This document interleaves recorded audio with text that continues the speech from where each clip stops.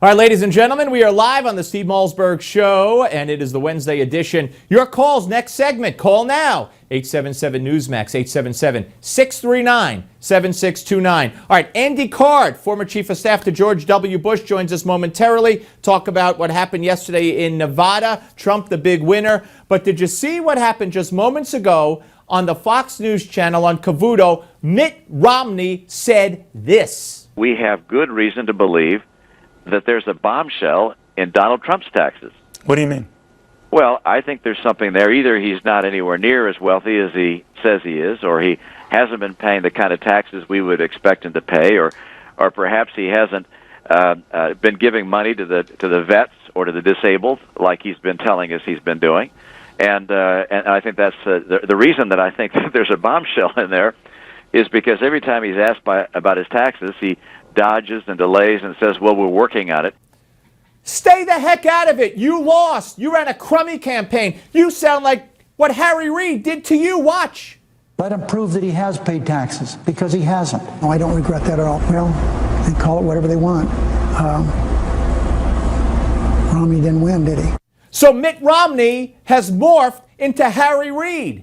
Shame on you, Mitt Romney. Shame on you. What the heck are you think you're doing? You want to ride into the get the nomination at a brokered convention? Here's some Trump from last night. We won the evangelicals. We won with young. We won with old. We won with highly educated. We won with poorly educated. I love the poorly educated. We're the smartest people. We're the most loyal people. And you know what I really am happy about? Because I've been saying it for a long time. 46% with the Hispanics, 46%. Number one with Hispanics. Yeah, he really ran the table, ladies and gentlemen. And joining us now, as promised, is Andy Card. He is president of Franklin Pierce University, former chief of staff, of course, to President George W. Bush. And Andrew, welcome back to the show, sir.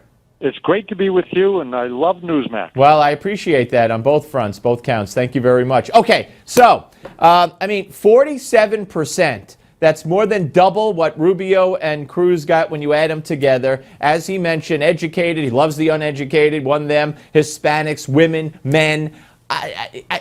Is he stoppable? Well, he won with all of those groups. But more significant, he won with charisma, he won with celebrity, he won with candor, he won with, I'm going to say, responding to the frustration and expressing the frustration in a positive way. Now, most people have expressed frustration and they sound negative. He echoes the frustration by being positive about the change that could come. And that's exciting. It's no secret. I was for Jeb Bush. I think Jeb Bush is very presidential and would have been a great president. He's out of the mix. Donald Trump has proven that he is a vote getter. He's also evidently a vote keeper. So I think that he is likely to maintain his momentum, and I think the field is ready to shrink even more. And we'll see what happens, but I really think that the numbers are so clearly on his side right now. I'm not going to call it inevitable, but I think that it is highly likely. Would you like to see him as the nominee? He wouldn't be my first choice. No secret. Who is? Well, it was Bush, but who's the first choice now? Probably. I still have a bias towards governors, so my first choice today would be John Kasich. And the reason I say that has to do with the reality that I worked in the White House for 3 presidents. And I found that the executive decision-making is best modeled by an experience having been a governor rather than having been a CEO or in Congress. And I say that because I've watched how presidents had to make decisions, and you don't get to be a dictator as a president. CEOs of companies can be kind of mini dictators, But governors have to learn how to lead a legislative body to do something they might not want to do. They have to learn how to lead a bureaucracy that they do not own, so they don't have the ability to hire and fire within it. They have to live with the bureaucracy that they've inherited. My bias falls to a John Kasich. No, I'm not endorsing him. No, I haven't embraced him as my candidate. I am intrigued by Donald Trump. I love the way he speaks for the people, and I love the positive. I'm an optimist. I certainly don't want to have a pessimist as a president. He's an optimist, so I don't think he wakes up every morning saying it's going to be a terrible day. I don't know what I'm going to do about it. And I think it's important for a president to be an optimist. I certainly don't want to have a president who says, "Hey, follow me, and things are going to get worse." Right.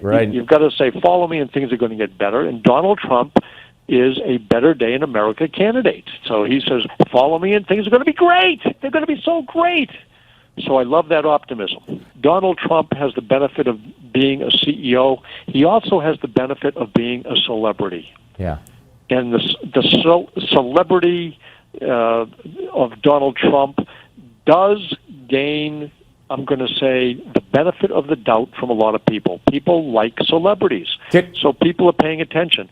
What a gift he's given the Republican Party in terms of getting eyeballs and ears from people whose eyeballs and ears probably wouldn't be paying attention. How much did it tick you off, Andrew, when he attacked George W. Bush and treated Jeb the way he did? Well, I was upset. First of all, I think the Bush family is a remarkable family. Probably the most remarkable man I've met in my entire life, other than my dad and my grandfather, was George H.W. Bush. I love the man. He is truly the personification of what it means to be a noble servant and a great citizen, not only of the country but of the world. And I love George W. Bush because I watched him make very, very difficult decisions. He was presented with horrendous challenges, and many times he was presented problems for which there were no good solutions, but he had to find one. So he had to kind of pick the best bad solution and work hard to implement it so that it would live up to a positive expectation. And I respected how he did it. I still do not agree with Donald Trump's commentary about George W. Bush and the war on terror and George W. Bush not protecting America. Right. I was Velcroed to President Bush at that time, and I can tell you he did a great job, and he didn't do what Donald Trump claims he did. He did a good job protecting America. Very briefly, you said you think some people should start dropping out, or will, if it's not Kasich, well, who's like, who, Carson? I think Carson has probably run the string out. But not Kasich because you like him. I think Kasich has, I think, a legitimate expectation that he might want his own citizens to have a chance to vote for him. Right. Yeah. So he's a really good governor in this nation, and he's been a very good governor for Ohio, and I think he'd like to have his home crowd be given a chance to vote. So he sticks around until then, and then possibly drops out. Well, lightning can strike. We've seen a lot of momentum shifts in the campaign. Right. Donald Trump is the reality because of a momentum shift. Absolutely. Andrew Card. Momentum can shift, and I'm excited about the process, but I do think Donald Trump is capturing the frustration of America, and he's turning it into a positive. And he beat Hillary, right? Yes or no?